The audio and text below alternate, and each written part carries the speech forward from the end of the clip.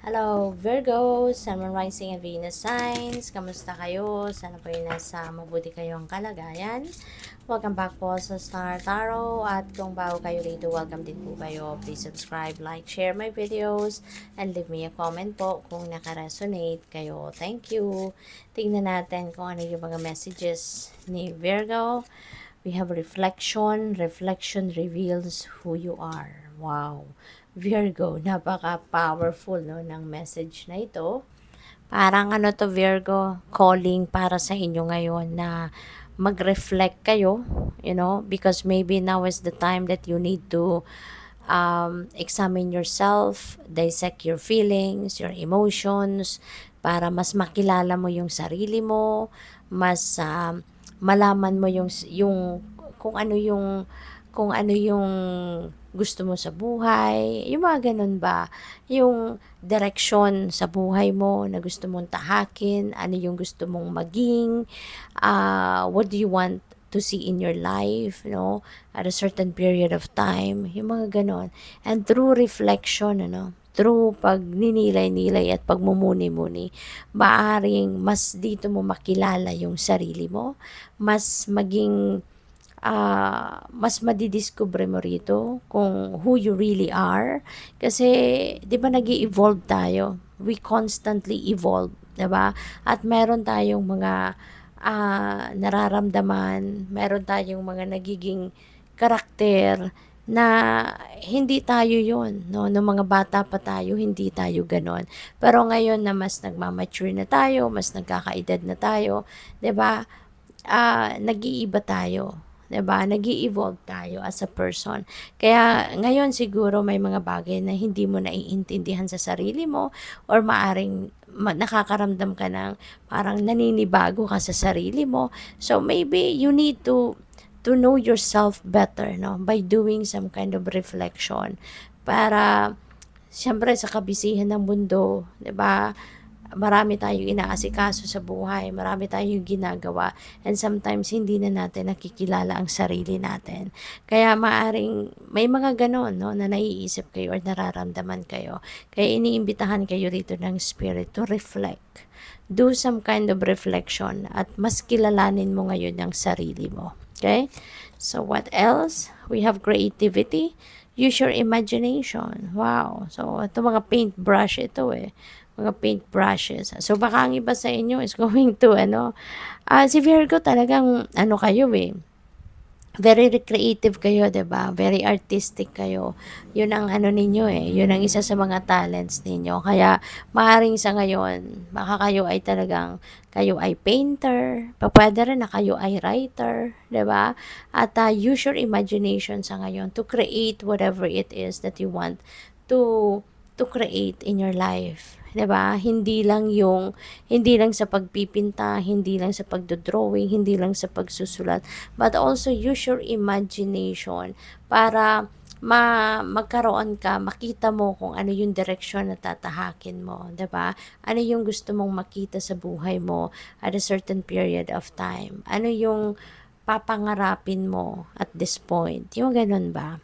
So, what else? We have eccentric person. Ayan. So, sometimes ganun din kayo, 'di ba? Virgo. Meron kayong tendency to be an eccentric person. You are unique. No, you are unique from other people. Lalo-lalo na compared sa ibang tao. Kasi si Virgo, matalino kayo Matalino, masipag, at saka sometimes may mga Virgos na talagang focus siya pag magtatrabaho kayo, 'di ba? Focus kayo sa trabaho ninyo 101% at sinisikap ninyo maging perfect ang trabaho ninyo. Kaya in some way, 'di ba? Parang nagiging super kayo. Yung parang siguro narinig nyo na yan, no, sa ibang tao na merong nakapansin. Kung may ganun kayo kung ganun ang ninyo, ang ugali ninyo. Siguro narinig nyo naman may mga taong nakapagsabi na sa inyo na ano ka naman, uy, very ano ka naman, tutok ka naman, parang may sarili ka ng mundo, yung gano'n. Kasi gano'n ka magtrabaho. You are so focused on what you are doing, you're putting your heart and soul into what you are doing, lalo-lalo na sa trabaho or career ninyo, 'di ba? Kaya somehow, sometimes, nagiging ganito kayo, no? Meron kayong sariling pananaw, 'di ba, na yung pananaw ninyo parang kakaiba sa iba, 'di ba? Kaya nga unique kayo, no? Unique kayo. And maaari, no, na gano'n ang iba sa inyo, Virgo. You are like that. And maybe then, no, I'm getting this message na maybe you are also going to meet someone like you, no, na sometimes merong ganito din, merong pagka-eccentric din na tao, no, and this is, finding your like-minded person, like-minded people. Maaring you're going to meet people like that sa ngayon. So what else? Kasi si Virgo din, light of the party din kayo, 'di ba? Nag-iiba yung kapag pumasok kayo sa isang room, napaka-bubbly ninyo. You are light of the party kasi parang nag-iiba yung atmosphere kapag pumasok ka na. Nagiging masaya, nagiging, alam mo yun, tawanan, nag-i-enjoy, masaya ang lahat, 'di ba? Positive kayo, no? Kaya when you are entering a room, when you enter a room, parang nung positivity mo talagang nahahawa ang lahat, 'di ba? So siguro naman na-experience ninyo 'yan. And you are also going to meet someone like that, no? At this time. So good luck sa iyo. So we also have nurture, water your garden, Virgo. Baka kayo ay pagod na at hindi pa kayo nagpapahinga. Okay? So ngayon, kailangan mo nang i-nurture ang sarili mo. Okay? Take care of yourself while you are taking care of other people. Isabay mo na dyan ang sarili mo. Also, take care of yourself. Okay? Kasi unang-una, always remember how you are going to take care of other people as well if yung sarili mo nga hindi mo maalagaan. 'Di ba? Kaya kailangan unahin mo muna ang sarili mo. Fill your cup muna so that you can help other people to fill their cups as well. Okay? So, alaga mo sarili mo. Okay? I-prioritize mo muna. Number 1 sana, no? I-prioritize mo yung inyong well-being. Okay? Alagaan mo yung sarili before you take care of other people, or while you are taking care of other people, also take care of yourself as well. Okay? Para na mas marami ka pang energy na pwede mong ialay, no, sa ibang tao. Okay? Pwede mo silang maalagaan din. So, tingnan natin kung ano pa ang ganap.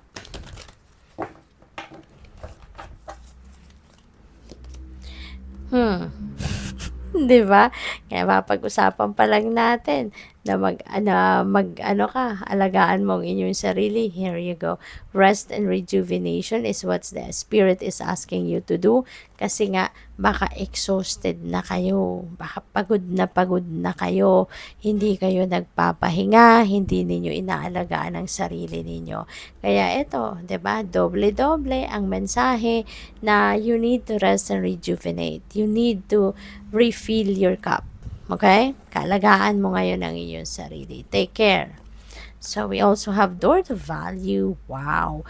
Alam mo kung bakit ka pinagpapahinga? Kailangan mong maging handa ka, no, for anything because merong kayamanang paparating. Look at that, Virgo.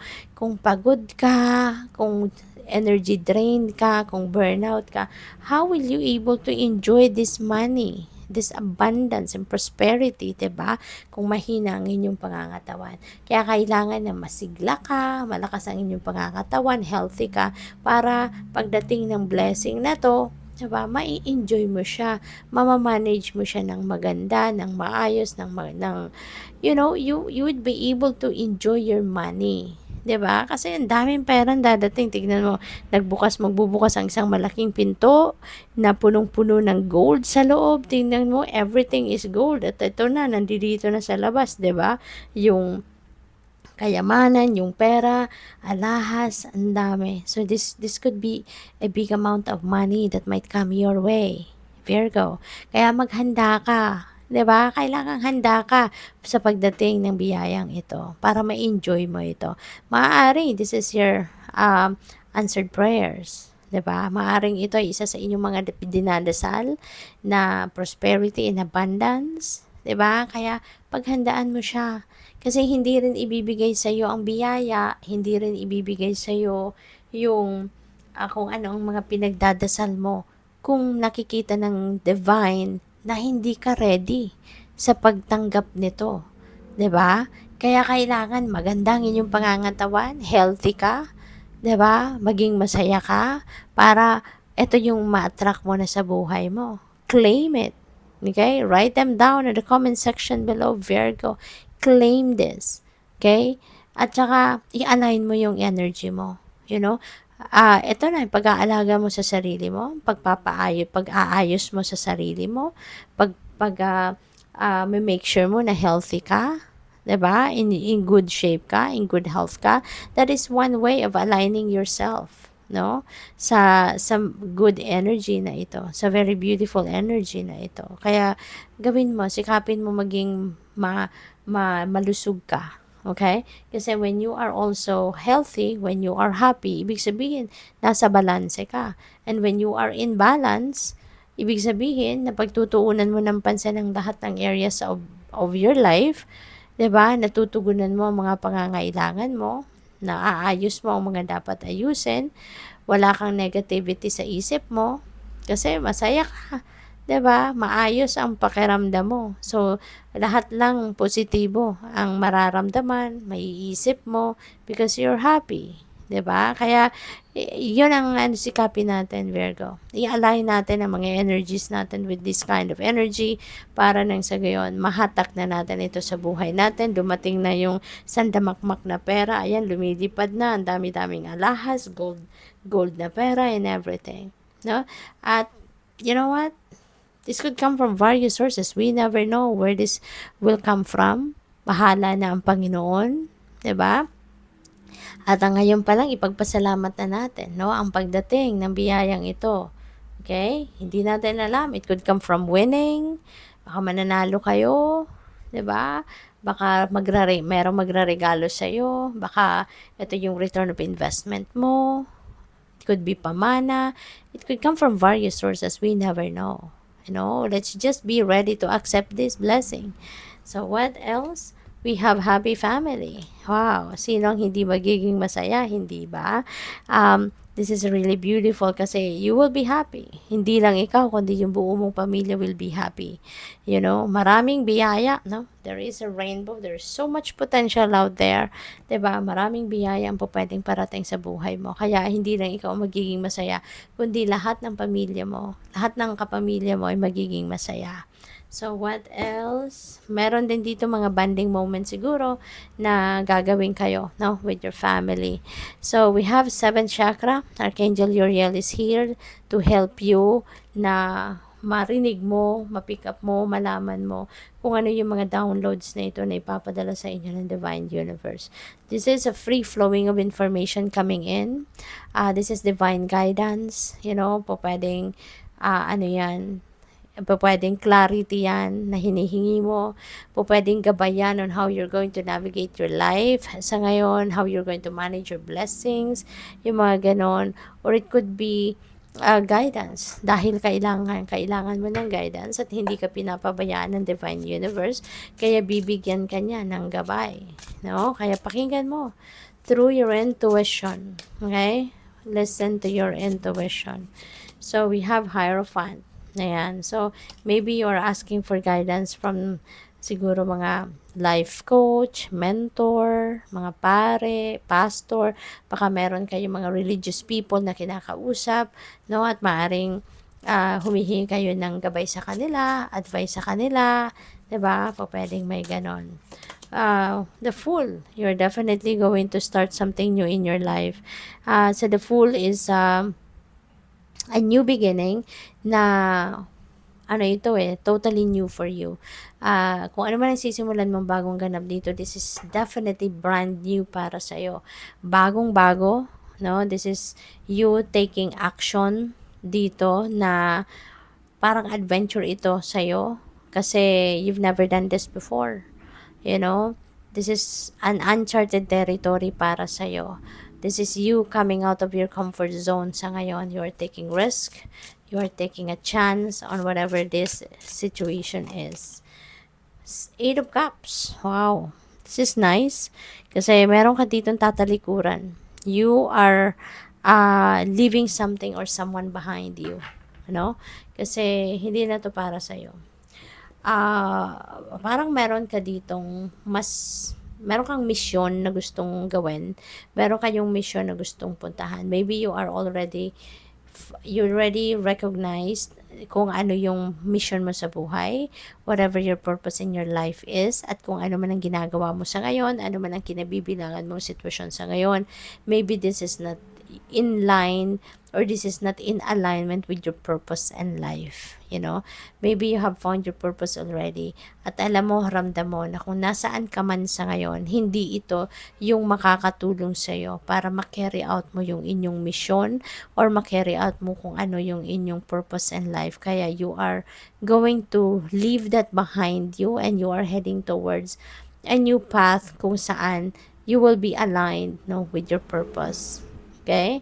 So, maganda. That is wherever you are heading. Ano man ang gagawin mong sunod at saan ka man papunta, alam mo sa sarili mo na doon ka magiging masaya. Doon mo mahahanap yung fulfillment, yung satisfaction, yung joy and happiness. So, good luck po. Thank you for watching. Love and light. Namaste.